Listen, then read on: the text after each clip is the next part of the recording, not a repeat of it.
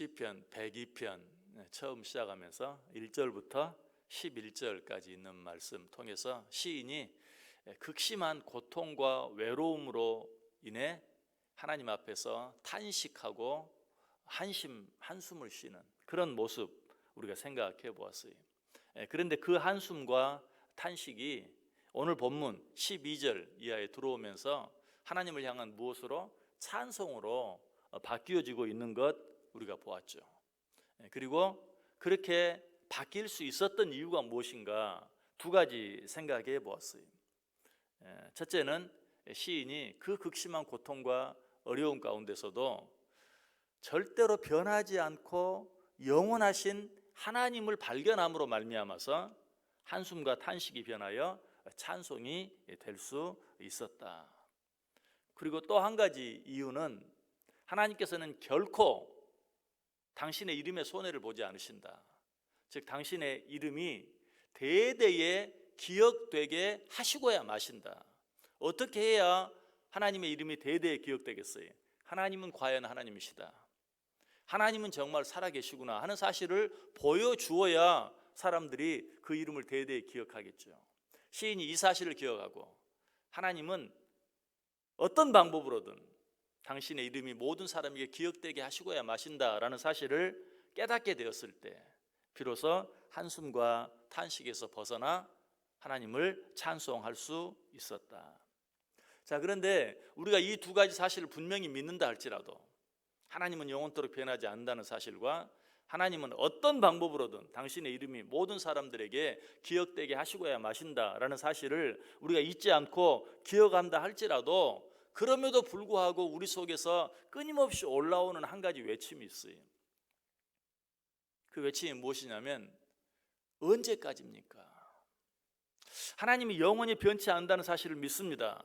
하나님은 어떻게 해서든 당신의 이름이 영원히 대대에 모든 사람에게 기억되게 하시고야 마신다는 사실을 믿습니다.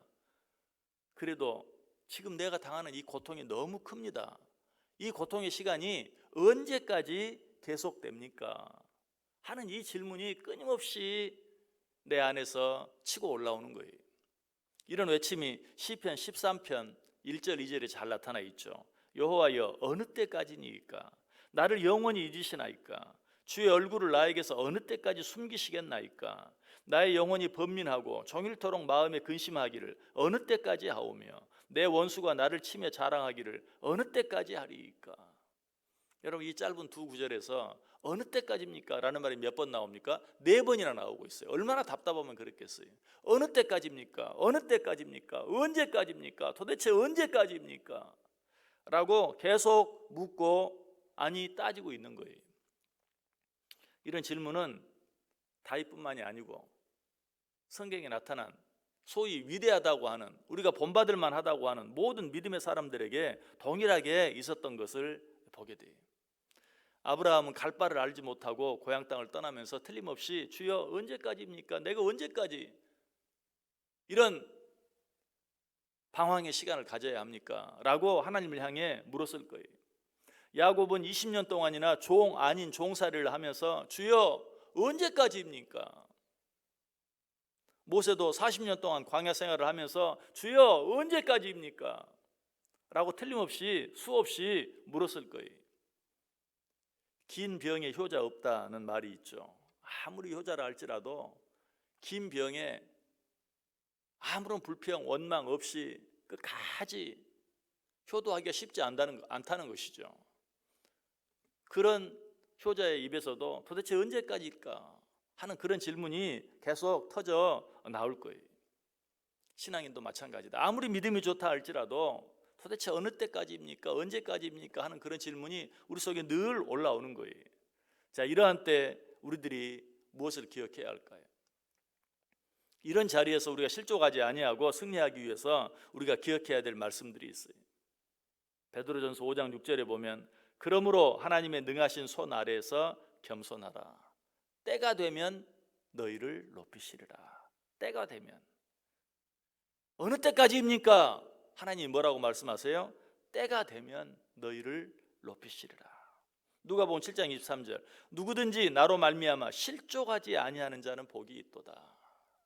우리에게 그런 질문이 있어요. 어느 때까지입니까? 언제까지입니까? 그러나 우리가 기억해야 될 건 뭐예요? 그 일로 인해서 끝까지 실족하지 않고 버티는 것이. 어느 때까지입니까? 라고 따질 수 있어요. 금방 생각해 보았죠? 위대한 믿음의 사람들도 그렇게 따졌어요. 그렇게 물었어요. 그러나 그 일 때문에 실족하지는 말아라. 누구든지 나로 말미암아 실족하지 아니하는 자는 복이 있도다. 우리는 다 믿음이 부족해. 때로 원망도 할 수 있고 불평도 할 수 있어요.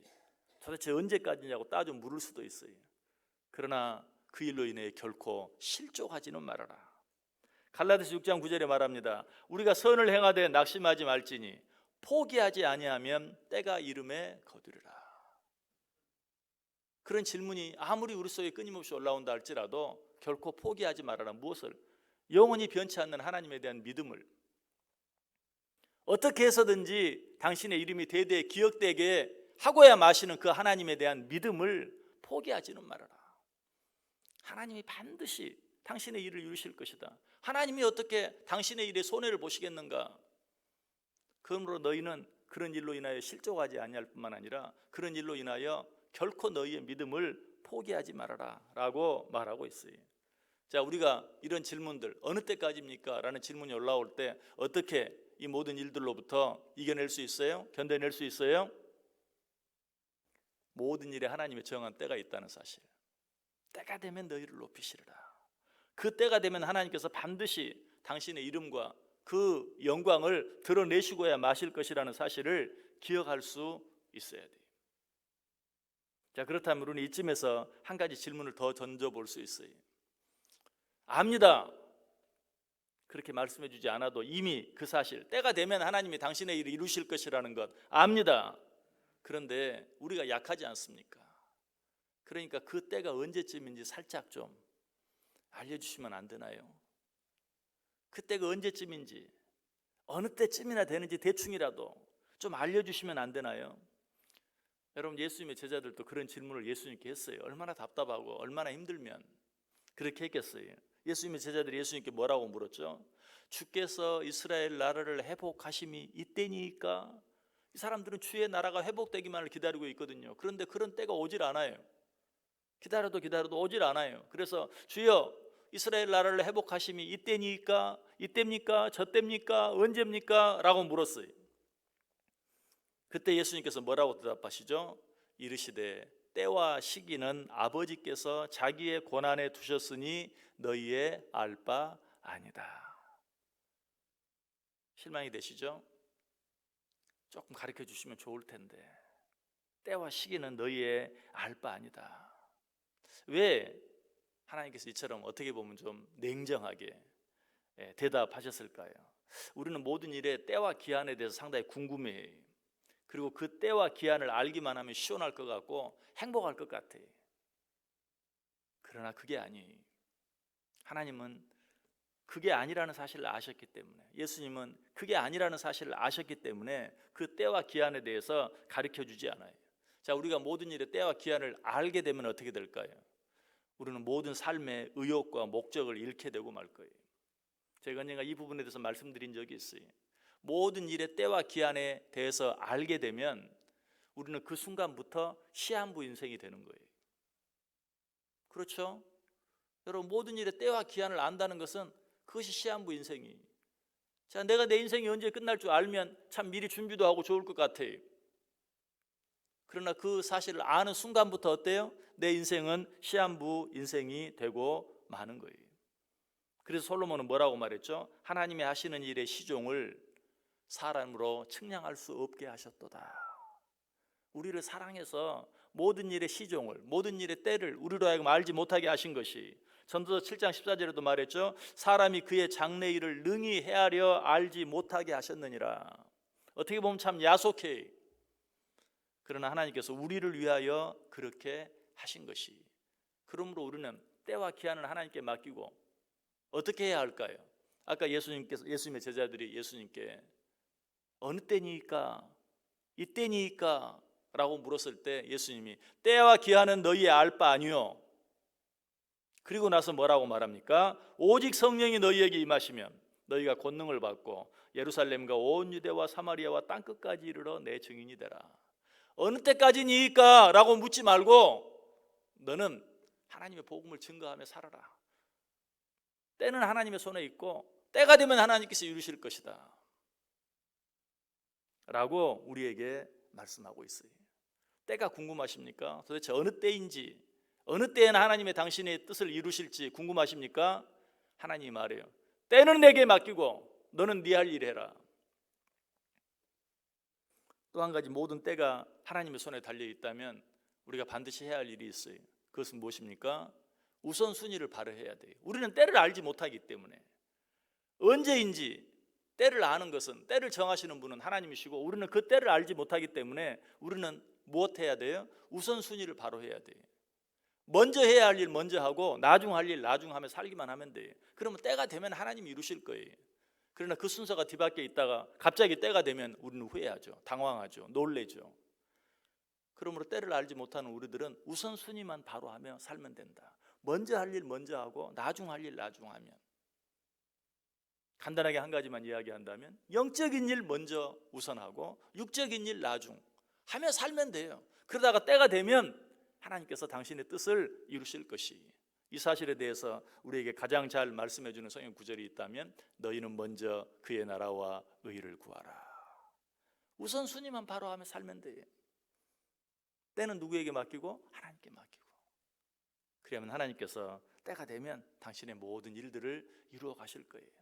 세상을 살아가시면서 또 믿음을 가지고 살면서 틀림없이 우리 속에 어느 때까지니까, 언제까지니까 하는 답답함이 우리 속에 있을 수 있어요. 때와 기한은 하나님의 손에 있습니다. 그 때가 되면 하나님이 이루실 것입니다. 우리는 그저 우리에게 시간 주시는 데까지 땅끝까지 주의 복음을 증거하며 사는 삶을 살 뿐이요, 우선순위를 바로 하면서 먼저 그의 나라와 의를 구하면서 살아가기만 하면 돼요. 오늘 하루도 그런 삶을 살아갈 수 있기를, 또 이 한 주간도 그런 삶을 살아갈 수 있기를. 그러다가 하나님이 정한 때가 되었을 때 하나님으로부터 잘했다, 잘했다, 착하고 충성된 종아라고 칭찬받을 수 있는 저와 여러분 될 수 있기를 주님의 이름으로 간절히 축원합니다.